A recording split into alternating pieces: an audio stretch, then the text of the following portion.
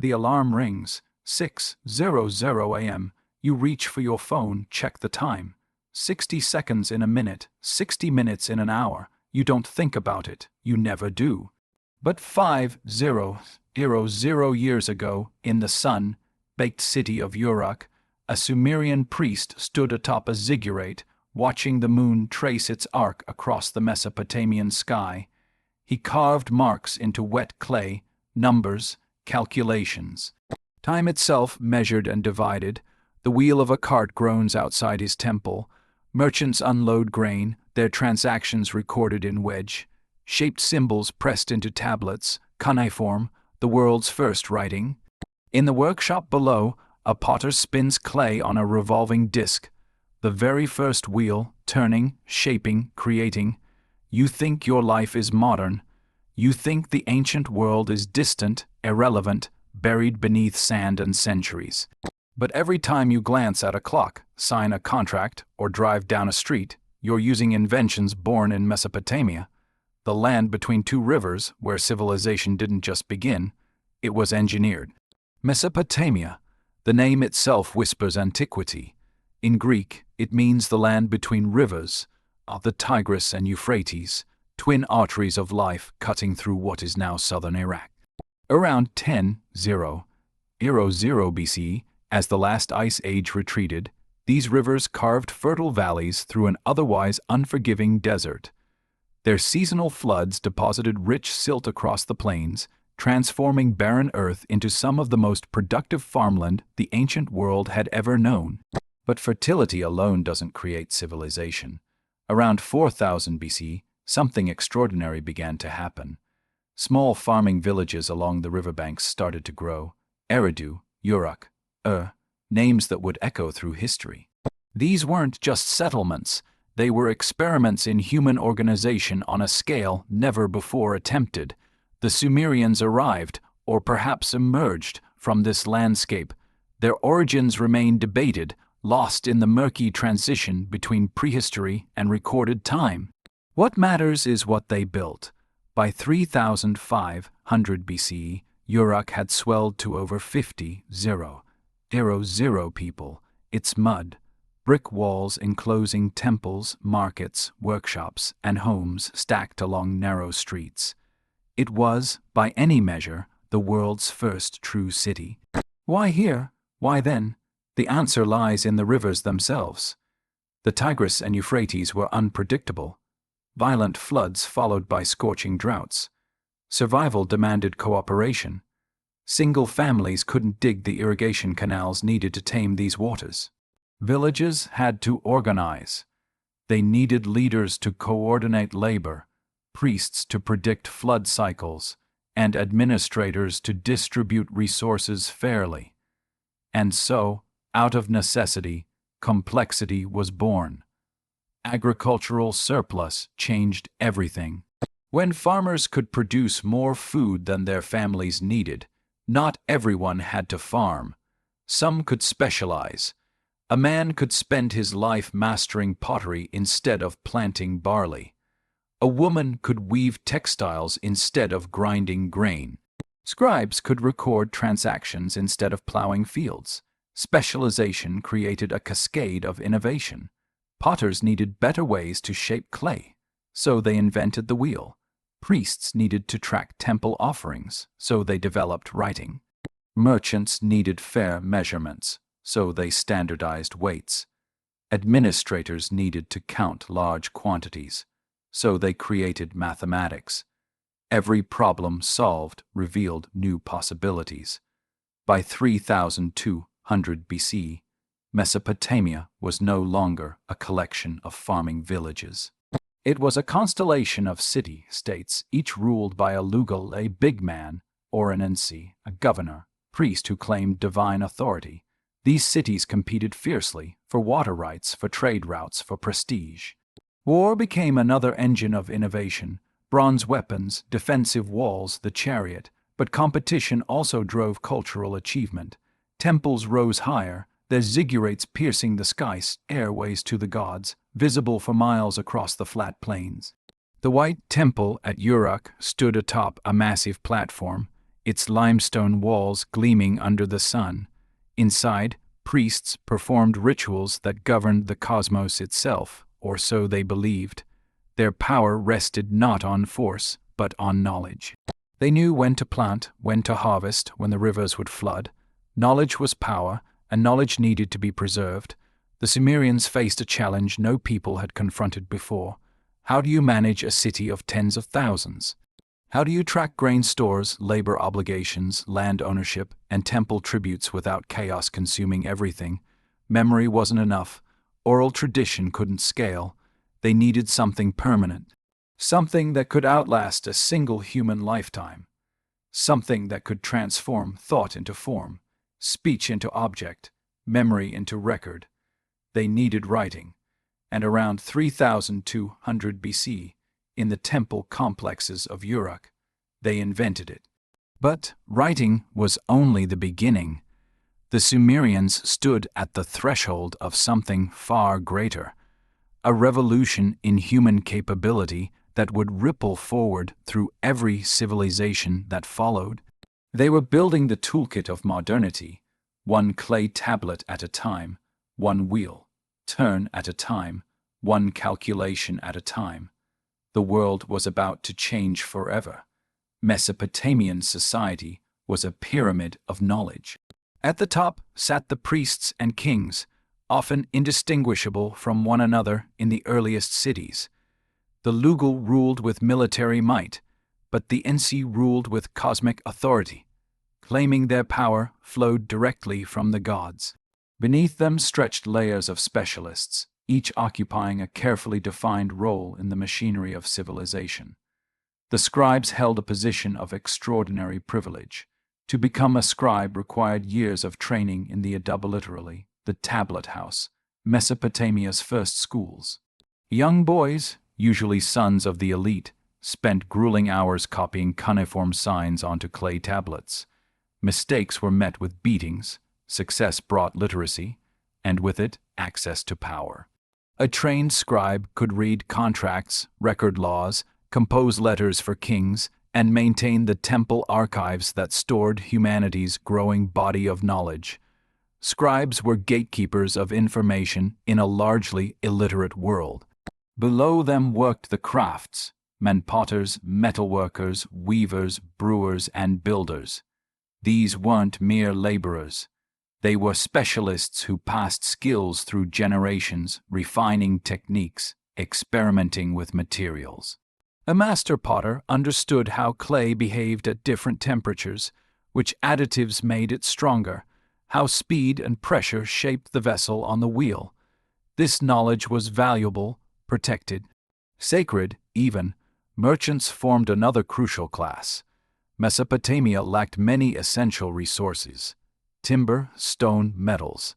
Everything had to be imported through vast trade networks stretching to the Indus Valley, Anatolia, and Egypt. Merchants traveled dangerous routes, carrying Mesopotamian grain, textiles, and pottery, returning with copper from Oman, lapis lazuli from Afghanistan, cedar from Lebanon. They needed standardized weights to prevent fraud, written contracts to enforce agreements, mathematical systems to calculate profit and loss. Every trade transaction was a problem demanding innovation. Then came the farmers, laborers, and slaves, the vast majority who built the canals, harvested the fields, and constructed the temples. Their lives were hard, governed by seasonal rhythms and royal decrees. Yet even here, innovation happened. A farmer who discovered a better irrigation technique could transform his yield. A canal digger who understood water flow could prevent catastrophic floods. Knowledge moved up and down this social pyramid. What made Mesopotamia different wasn't just its social structure, it was its mindset. These people were problem solvers by necessity. The rivers didn't care about human survival. Droughts came without warning, neighboring cities launched raids for resources. Survival required constant adaptation, constant innovation, and they documented everything. While other ancient peoples passed knowledge orally, risking loss with each generation, the Mesopotamians committed it to clay. Thousands upon thousands of tablets. Most recorded mundane details, barley rations, worker attendance, debt payments. But some contained mathematical tables, astronomical observations, medical recipes, legal precedents. The Mesopotamians were building an external memory, a cultural hard drive that could preserve and transmit knowledge across centuries. This created a feedback loop of innovation. A scribe in Babylon could reference calculations made by a priest in Uruk 300 years earlier. An engineer could study irrigation techniques documented generations before. Each generation stood on the shoulders of the previous, rather than starting from scratch. Progress became cumulative rather than cyclical. The city itself became an innovation incubator. Dense populations meant ideas collided constantly. A potter might observe a merchant's weighted scale and realize the same principle could improve his wheel. A priest tracking lunar cycles might share observations with a farmer planning his planting season. Innovation rarely comes from isolation. It emerges from connection, from the cross-pollination of ideas across disciplines. Mesopotamia's cities were pressure cookers of human creativity. By 2000 BC, the region had seen empires rise and fall: Sumer, Akkad, Babylon, Assyria. Each inherited the innovations of its predecessors, refined them, added new discoveries. The wheel improved from solid disc to spoked design. Cuneiform evolved from simple pictograms to a sophisticated writing system capable of expressing abstract philosophy and epic poetry. Mathematics advanced from basic counting to algebra and geometry. But here's what matters most. These weren't inventions created in a vacuum, then set aside. They were tools that solved real problems for real people. The wheel moved grain to market. Writing settled disputes. Mathematics divided inheritance fairly. The calendar told farmers when to plant. These inventions worked. And because they worked, they spread. And because they spread, they endured. Now, let's look at them closely, one by one, innovation by innovation, and trace the invisible threads connecting ancient Mesopotamia to your life today. Angle 1. The wheel spinning clay into revolution around 3500 BC. A Sumerian potter faced a problem. Shaping clay by hand was slow, inefficient. Vessels came out uneven, asymmetrical. He needed speed. He needed precision. So he mounted a flat stone disc on a vertical axle, kicked it into motion with his foot, and watched it spin. The potter's wheel was born. For the first time, human hands could shape rotating clay at high speed, creating perfectly symmetrical vessels in minutes rather than hours. Pottery production exploded. Trade expanded. Surplus storage improved. But the real revolution was conceptual. Humans had discovered rotational motion, the principle that a circular object rolling on an axle could multiply force and efficiency. Within centuries, the wheel migrated from workshops to the streets. By 3200 BC, Mesopotamian craftsmen had adapted the potter's wheel into transport wheel, solid wooden discs attached to axles beneath carts and sledges. Suddenly, a single ox could haul loads that previously required dozens of workers. Trade routes extended. Armies mobilized faster. Cities could be supplied from greater distances. By 2000 BC, the wheel had evolved against. Spoked designs reduced weight while maintaining strength. Chariots appeared, transforming warfare across the ancient world. Every cart, car, bicycle, airplane landing gear, and factory conveyor belt traces its lineage back to that Sumerian potter's spinning disc. You use the wheel dozens of times every day, never thinking about the anonymous craftsman who first understood that rotation could change everything. Angle 2. Writing from tokens to thoughts made permanent before writing, there were tokens. Small clay objects, cones, spheres, discs representing quantities of goods.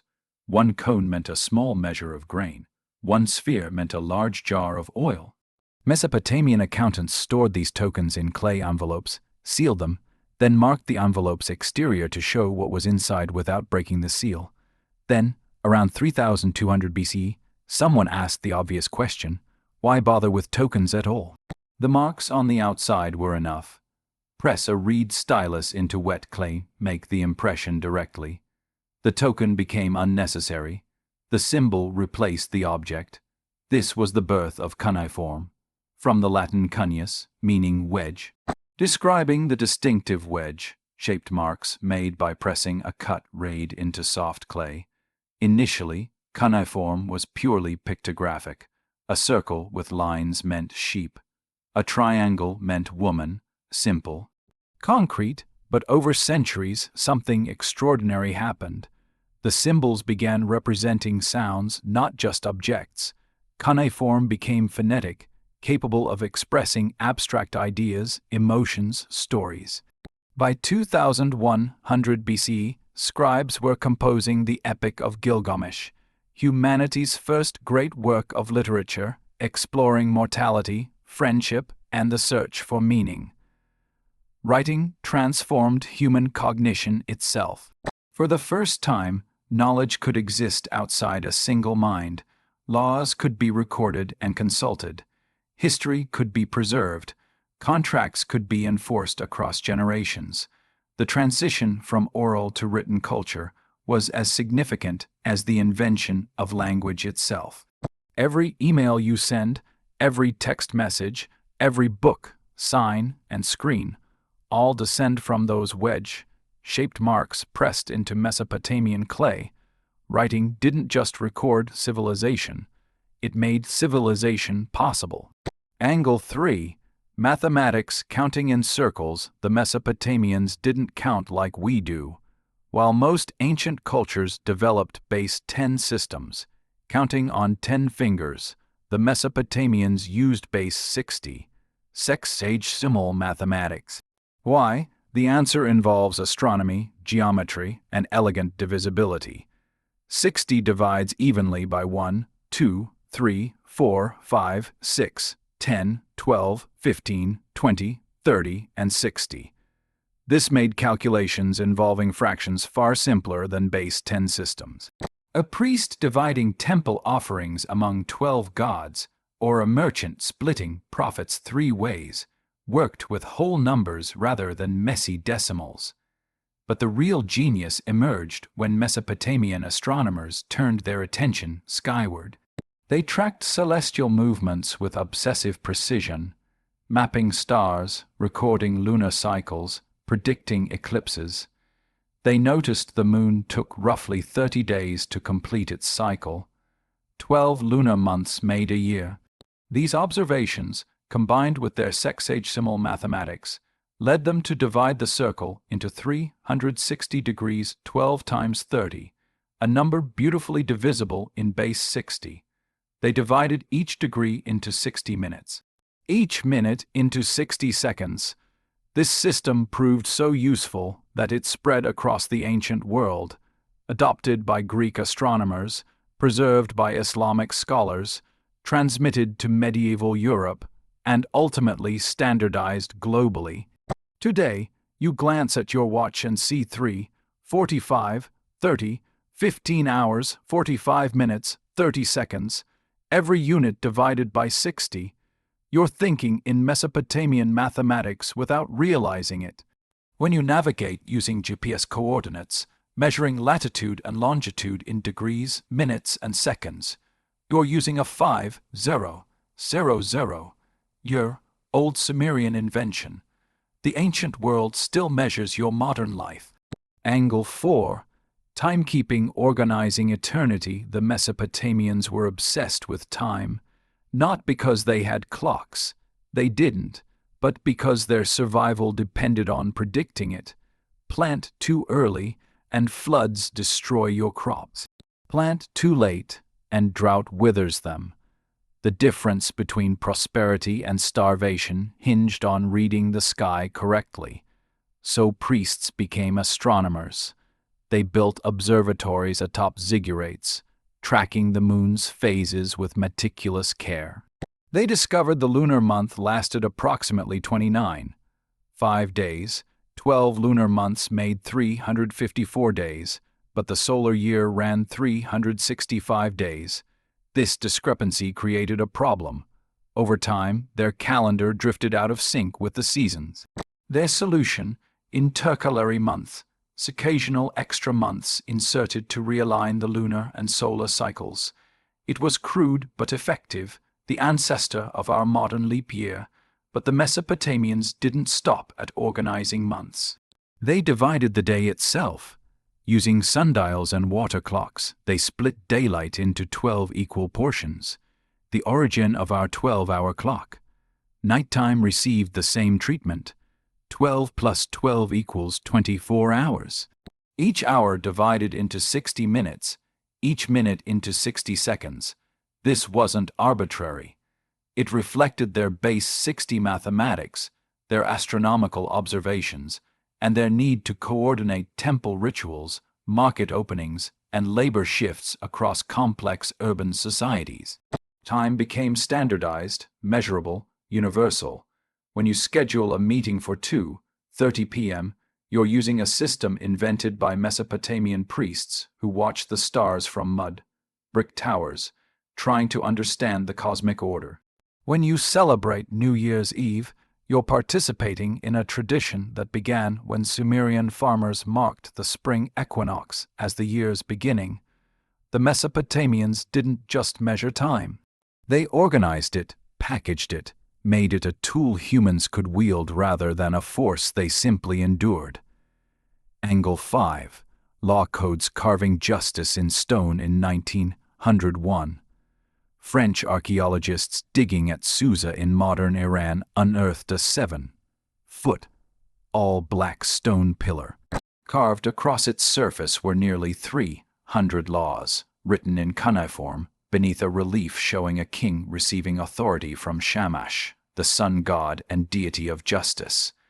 This was the Code of Hammurabi, dating to around 1750 BCE. One of the world's oldest and most complete legal documents. But Hammurabi didn't invent law. He codified it.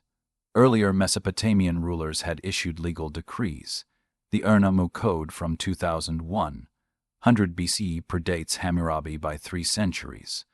What made Hammurabi's code revolutionary was its scope and public accessibility. The stele stood in Babylon's city center where anyone, merchant, farmer, widow, could reference it. Justice was no longer the arbitrary whim of rulers. It was written, fixed, knowable.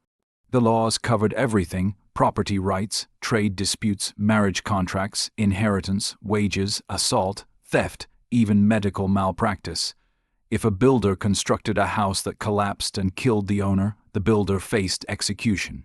If a surgeon's procedure failed and the patient died, the surgeon's hand was cut off. Eye for an eye, tooth for tooth. The punishments seem brutal by modern standards, but the principle was revolutionary: proportional justice based on written precedent rather than revenge or favoritism. Hammurabi's code introduced concepts that underpin modern legal systems. Written laws accessible to the public, the presumption that accusations require evidence, the idea that contracts are enforceable, and that punishments should fit crimes. When you sign a lease, dispute a bill, or sue for damages, you're operating within a legal framework that traces directly back to Babylonian clay tablets and stone monuments. The law became external to the ruler, a force that, theoretically, even kings had to obey. Angle 6. Urban planning engineering. The first cities, Mesopotamian cities, weren't accidental. They were designed. Walk through the ruins of Ur, and you'll find straight streets intersecting at right angles, dividing the city into organized districts. Residential quarters separate from commercial zones. Temple complexes isolated on elevated platforms. Defensive walls with calculated angles, maximizing defensive fire while minimizing blind spots. This wasn't instinct. It was urban planning. The deliberate organization of space to maximize efficiency, safety, and social order. The Mesopotamians faced challenges no humans had encountered before. How do you house tens of thousands of people without chaos? How do you provide water, remove waste, prevent disease, and maintain order? They built the world's first sewage systems, clay pipes carrying waste from homes to channels that emptied outside city walls. They dug wells at calculated intervals, ensuring every district had water access. They paved major streets with baked brick, preventing the mud that would otherwise make them impassable during floods. They implemented zoning, craftsmen's workshops clustered together, potters near water sources, metalworkers down, so smoke didn't choke residential areas. Markets occupied central locations, equally accessible to all districts. Temples stood apart, elevated on ziggurats, reinforcing the separation between sacred and secular space. Even fire safety was considered. Building codes mandated minimum distances between structures, reducing the risk of conflagrations spreading through entire neighborhoods. These weren't perfect systems. Inequality was built into the very architecture. Elite homes sprawled across large plots with multiple rooms, while workers' families crowded into single-room dwellings. But the principle was established. Cities required planning, not just growth. Today's city grids, zoning laws, building codes, and public utilities all descend from Mesopotamian innovations. When you flush a toilet, walk on a sidewalk, or live in a neighborhood designated residential, you're experiencing urban planning concepts pioneered 5,000 years ago in the cities between two rivers. Angle 7. Beer liquid civilization. The Sumerians worshipped Ninkasi, goddess of beer. They had at least 20 varieties: dark beer, pale beer, red beer, sweet beer. Brewing wasn't a luxury. It was a staple of daily life. Workers received beer rations as part of their wages, 2 liters per day for laborers, 3 or 4 for administrators and priests. Beer was food, currency, and social glue simultaneously. But why beer? Why not just water? Because Mesopotamian water wasn't safe. Rivers carried disease, wells could be contaminated, but the brewing process, heating water, fermenting grain with yeast, killed pathogens, making beer safer to drink than water itself. The alcohol content helped, but even low-alcohol beer provided calories, vitamins, and hydration without the risk of dysentery or worse. The Sumerians developed sophisticated brewing techniques, documented on clay tablets like the hymn to Ninkasi, which doubled as a brewing recipe preserved in verse form.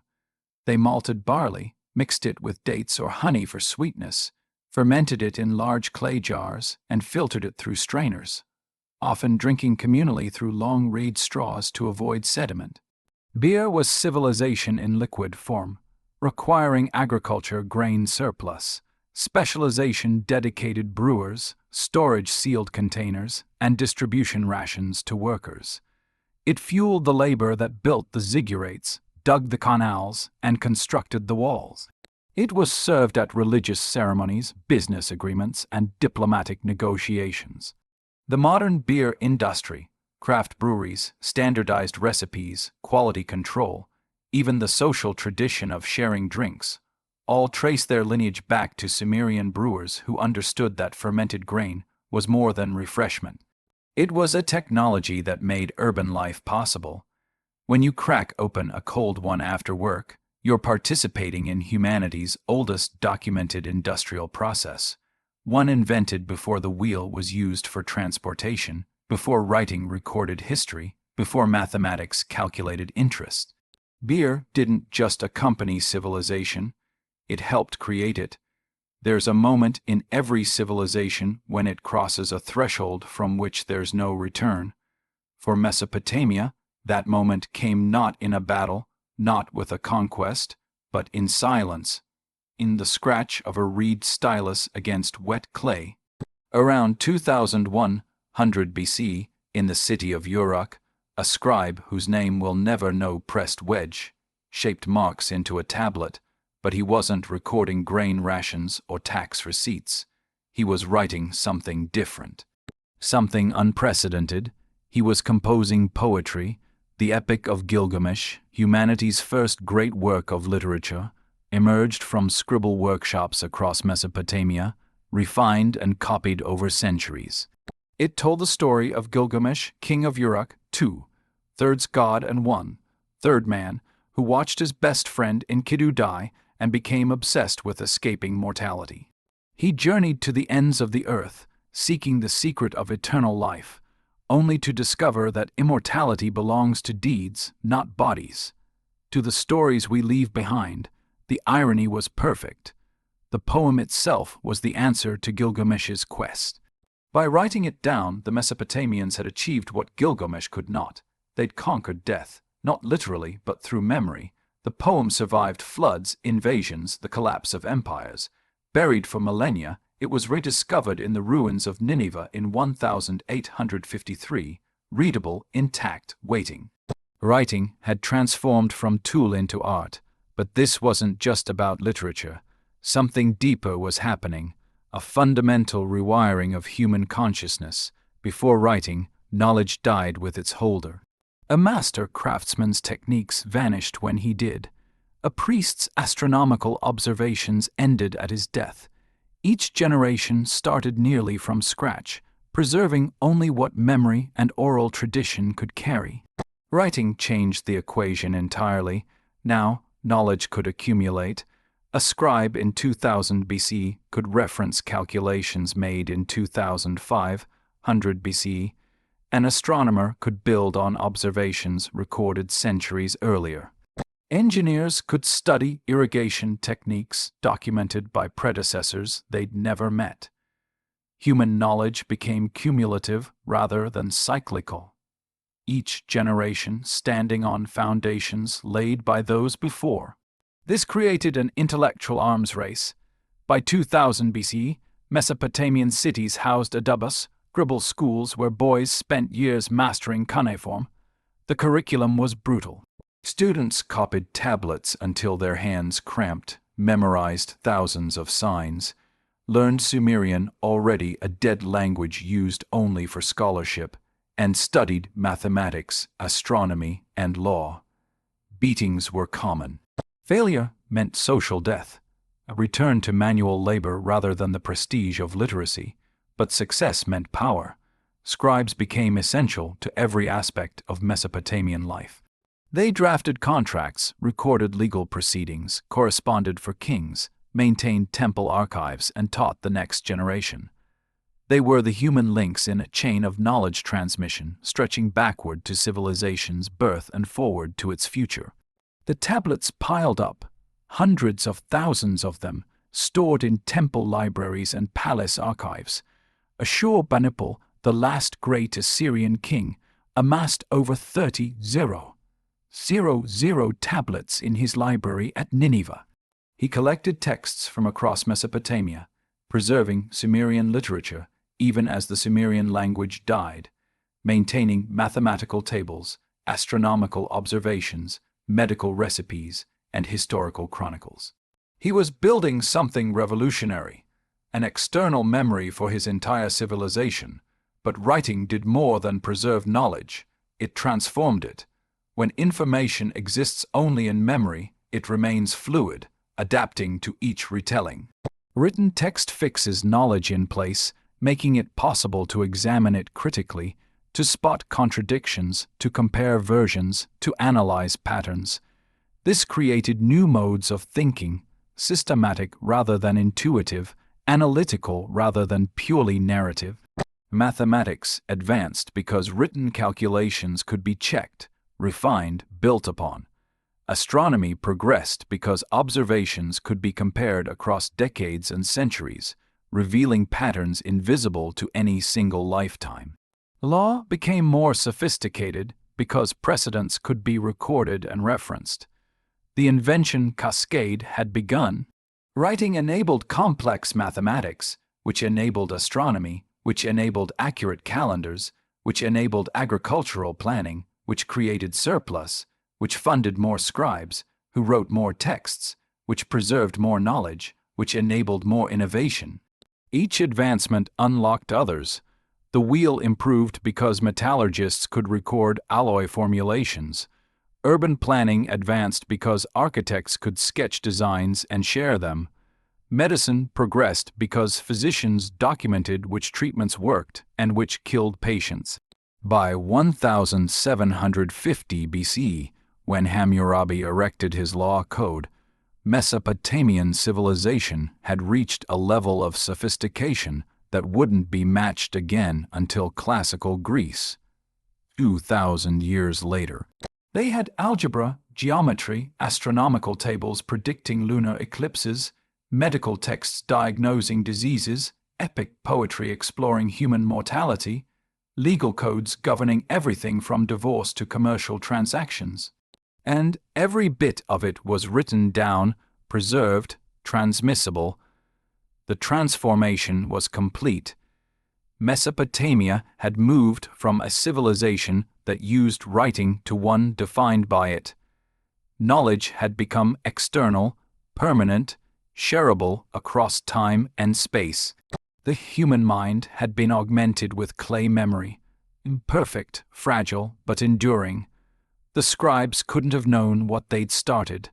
They were just solving problems, recording transactions, telling stories. But they'd triggered something irreversible, an exponential growth in human capability that's still accelerating today. While scribes were revolutionizing thought, craftsmen were revolutionizing motion. The wheel, born as a potter's tool around 3500 BC, had remained largely unchanged for 3 centuries. Solid wooden discs, heavy and crude, mounted on fixed axles beneath carts. They worked, but barely. Slow, cumbersome, limited to flat terrain and light loads. Then, around 2000 BC, someone made a leap of insight that would reshape warfare, trade, and empire. What if the wheel didn't need to be solid? The spoked wheel appeared first in the Caucasus region, quickly spreading across Mesopotamia, Anatolia, and eventually Egypt. Instead of a heavy wooden disc, craftsmen created wheels with a central hub, radiating spokes, and a lightweight rim. The physics were elegant. The spokes bore weight through tension and compression, distributing force efficiently while reducing mass by up to 60%. Lighter wheels meant faster speeds, and faster speeds meant everything changed. The war chariot emerged, a lightweight 2-wheeled platform pulled by horses, carrying a driver and an archer. It was the ancient world's equivalent of a tank, mobile, devastating, unstoppable when deployed correctly. Hittite armies used massed chariot charges to shatter infantry formations. Egyptian pharaohs commissioned thousands of them. The Assyrians refined chariot design into an art form, adding armor plating and expanding crews to 3 or 4 soldiers. Battles that once hinged on infantry clashes became maneuver warfare, speed, positioning, and shock tactics. Empires rose and fell based on chariot superiority, but the military applications were only part of the story. Spoked wheels revolutionized trade. Merchants could move heavier loads faster and farther. A cart that once hauled 200 pounds could now carry 500. Travel times between cities halved. Trade networks that connected Mesopotamia to the Indus Valley, Anatolia, and Egypt became highways of commerce. Tin from Afghanistan, copper from Cyprus, cedar from Lebanon, lapis lazuli from distant mountains, all flowing into Mesopotamian cities. Economic complexity exploded, and economic complexity demanded better mathematics. The Mesopotamians had always been competent calculators. Their base 60 system handled basic arithmetic efficiently. But as trade expanded, new problems emerged. How do you calculate compound interest on a loan? How do you determine the area of an irregular field for taxation? How do you predict how much grain a cylindrical storage vessel holds? The answers came through mathematical innovation that bordered on genius. By 1800 BC, Mesopotamian mathematicians had developed algebraic techniques, solving quadratic equations without modern notation. They created geometric formulas calculating areas of circles, triangles, and trapezoids. They produced multiplication tables, reciprocal tables, and square root approximations accurate to multiple decimal places. One tablet, known as Plimpton 322, dating to around 1800 BC, contains a sophisticated table of Pythagorean triples, whole number combinations satisfying the equation A plus B equals C. This was more than 1,000 years before Pythagoras was born. The Mesopotamians understood advanced geometric relationships that European mathematics wouldn't rediscover until the Renaissance. But they weren't doing mathematics for its own sake. They were solving real problems. Astronomers used these calculations to predict lunar eclipses with startling accuracy, observing celestial patterns across centuries of recorded observations. Engineers used geometry to design ziggurats that wouldn't collapse under their own weight. Surveyors used trigonometric principles to divide land fairly after floods redrew boundaries. Merchants used algebra to calculate profit margins on complex multi-city trade routes. Mathematics became predictive, not just descriptive. And prediction meant control over nature, over resources, over the future itself. This was the compound effect in action. Writing preserved mathematical knowledge. Mathematics enabled better astronomy. Astronomy produced accurate calendars. Calendars optimized agriculture. Agricultural surplus funded scribble schools. Scribes produced more written texts. The cycle repeated, each revolution accumulating more knowledge, generating more innovation.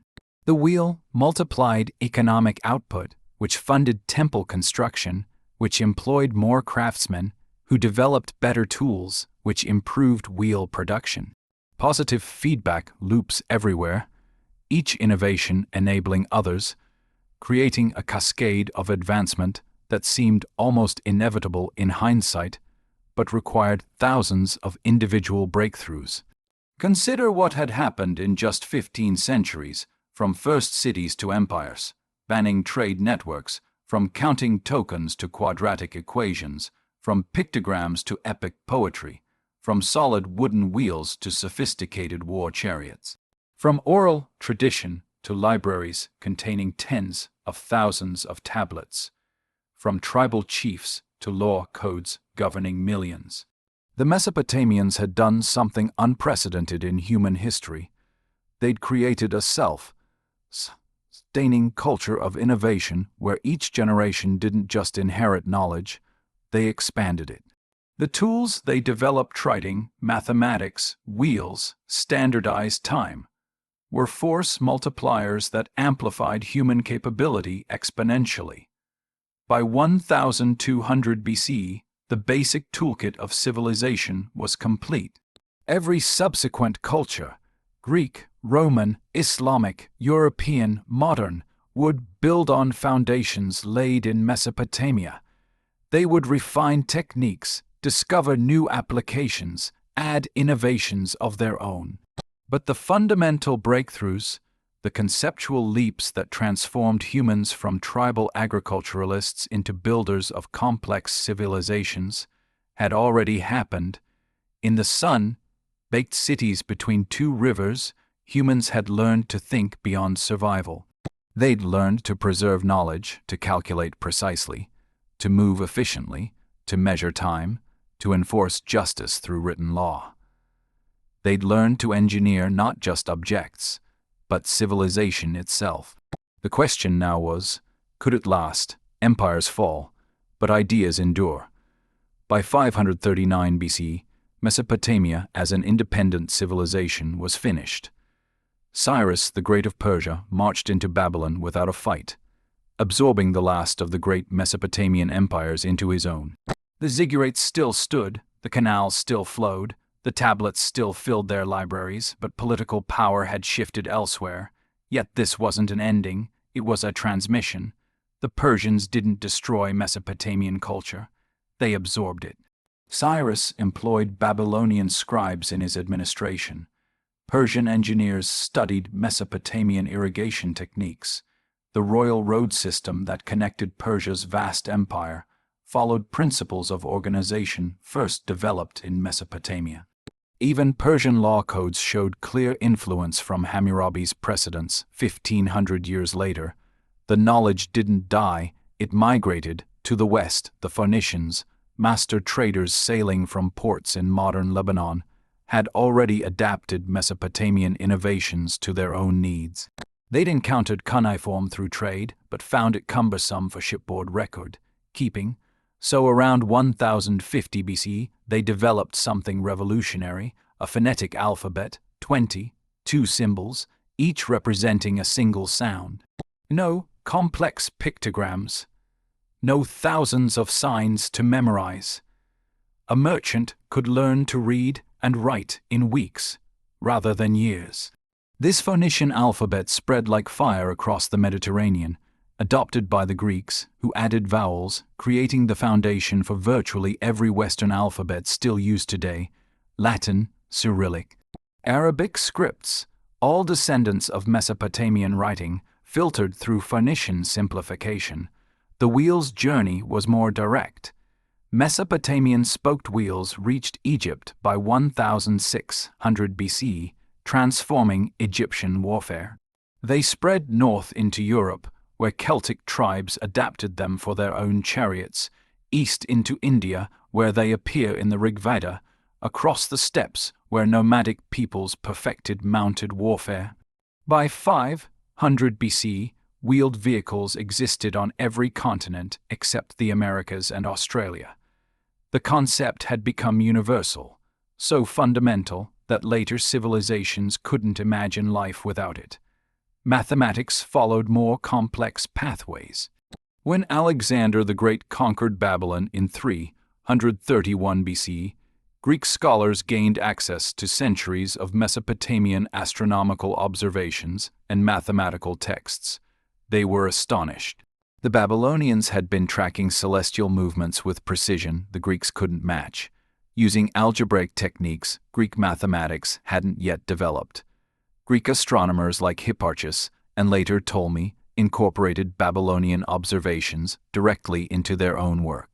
The sexagesimal system, base 60 mathematics, was adopted wholesale for astronomical calculations because it simply worked better than base 10 alternatives. The Islamic Golden Age, beginning around 800 CE, became the next great preservationist wave. As cuneiform literacy vanished, the last known cuneiform text dates to 75 CE. The knowledge recorded in Mesopotamian tablets seemed destined for oblivion. The script became unreadable, the tablets mere curiosities. But the ideas survived, transmitted through Greek and Persian intermediaries. Islamic scholars in Baghdad, built near the ruins of Babylon, translated Greek texts that contained Mesopotamian knowledge. They expanded on Babylonian algebra, creating what we now call Arabic numerals, actually borrowed from India, but refined in the Islamic world. They preserved Ptolemy's astronomy, which was built on Babylonian observations. They used sexagesimal mathematics for trigonometry and navigation. When these texts reached medieval Europe through Islamic Spain, they triggered the Renaissance, a rebirth of classical learning that was, in part, a rediscovery of Mesopotamian innovations filtered through multiple civilizations. The path was indirect, sometimes broken, often delayed by centuries, but the thread never fully snapped. Consider timekeeping: the 24-hour day, the 60-minute hour, the 60-second minute. These became so standardized across the medieval world that no one questioned their origin. They were simply natural ways to divide time. Mechanical clocks, invented in medieval Europe, were built around these divisions. When railroads demanded standardized time zones in the 19th century, they used the same Mesopotamian units. Urban planning followed similar patterns. Roman cities, with their grid layouts, public sewage systems, zone districts, and building codes, looked strikingly similar to Mesopotamian cities 2,000 years earlier. Did Romans consciously copy Mesopotamian designs? Probably not. But the ideas had spread through Greek colonies, Phoenician ports, and Persian administration. becoming embedded in Mediterranean urban culture. The practical wisdom of these innovations ensured their survival. A grid street system works better than chaos, whether you're in ancient Ur or modern Manhattan. Sewage systems prevent disease, whether in Babylon or London. Written laws reduce arbitrary injustice, whether enforced by Hammurabi or modern courts. Function transcends culture. By 1000 C, Mesopotamian civilization had been dead for nearly 1,500 years. The cities were buried under sand and silt. The language was forgotten. The cuneiform tablets lay unreadable in ruins. Yet Mesopotamian innovations governed daily life from Spain to India. Invisible, unacknowledged, but absolutely essential. The inventors were forgotten, but the inventions lived on, so thoroughly integrated into human civilization that they became invisible, like the air we breathe, essential but unnoticed, until archaeologists began digging. For 2 millennia, Mesopotamia was a mystery wrapped in sand. The Bible mentioned Babylon, Nineveh, Earth, cities of legend and prophecy, but their locations were uncertain, their histories unknown. Travelers in the 19th century encountered massive earthen mounds rising from the Iraqi desert, dismissed as natural hills. Locals called them tells at ancient rubble, good for nothing but grazing goats. Then, in the 1840s, European archaeologists began digging. French diplomat Paul-Émile Botta excavated Khorsabad in 1843, unearthing the Palace of Sargon Roman, 2 massive stone reliefs depicting Assyrian kings, winged bulls guarding gates, walls covered in strange wedge-shaped inscriptions. British archaeologist Austen Henry Layard followed, discovering Nineveh and Nimrud, extracting room after room of carved panels showing ancient battles, lion hunts, and royal ceremonies. But the inscriptions remained gibberish. Thousands of clay tablets emerged from the ruins, business records, royal chronicles, literary texts, all unreadable. The race to decipher cuneiform became one of archaeology's great detective stories. The breakthrough came through the behist on inscription, a massive trilingual text carved into a cliff face in modern Iran by Persian King Darius I around 520 BC. British officer Henry Rawlinson spent years dangling from ropes, copying the inscription written in Old Persian, Elamite, and Babylonian cuneiform, using the Old Persian as a key, since scholars already understood some ancient Persian. Linguists worked backward, symbol by symbol, unlocking Babylonian. By 1857, cuneiform could be read again. After 2,000 years of silence, Mesopotamia spoke. The tablets told extraordinary stories. George Smith, working in the British Museum in 1872, translated a flood narrative from the Epic of Gilgamesh that paralleled the biblical story of Noah. The discovery stunned Victorian England. The Bible's stories had Mesopotamian precedents, older by centuries. More tablets revealed mathematical texts, astronomical tables, medical recipes, legal codes, royal correspondence, even complaint letters. One famous tablet from around 1750 BC records a customer named Nanny furiously complaining about receiving the wrong grade of copper from a merchant named Enasir, humanity's oldest documented customer service complaint. The past became viscerally real. These weren't mythical ancients, they were people, frustrated customers, overworked scribes, ambitious kings, anxious merchants, students who hated homework. Their concerns, recorded in clay, had waited 3,000 years to be heard. And as archaeologists kept digging, the scope of Mesopotamian achievement became undeniable. The wheel, documented in images and archaeological finds from 3500 BC onward, writing, evolving across tablets from pictograms to sophisticated literature, mathematics preserved in detailed calculation tables, law carved in stone monuments, urban planning, visible in excavated city layouts, beer recipes, medical procedures, astronomical observations accurate enough to predict eclipses. Every new excavation revealed how much modern life owed to ancient Mesopotamia. Today, the evidence is overwhelming. You check the time, Mesopotamian base 60 mathematics. You drive a car, Mesopotamian wheels. You sign a contract, Mesopotamian legal concepts. You read this text, descendant of Mesopotamian writing. You live in a city with zone districts and sewage systems, Mesopotamian urban planning. You study geometry, Mesopotamian mathematical principles. The invisible threads connect everything, yet much was lost. Irretrievably, most Mesopotamian tablets haven't survived. Clay is durable but not indestructible. Floods, wars, and time erased countless texts. We have fragments of great literary works, hints of scientific treatises, references to texts that no longer exist. Ancient library catalogs mention titles we'll never read. Scholarly debates recorded on tablets reference earlier arguments we can't access.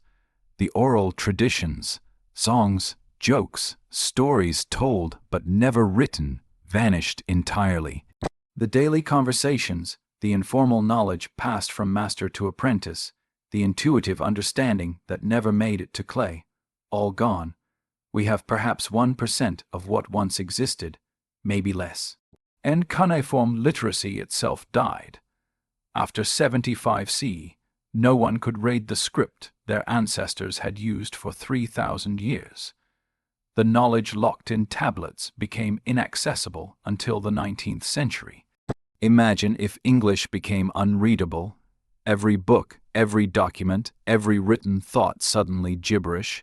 That's what happened to Mesopotamia, but the ideas survived, transformed, transmitted, repackaged by Greeks, preserved by Islamic scholars, adopted by Europeans, now globalized. The Mesopotamians would barely recognize their own innovations in modern form. Yet the DNA remains.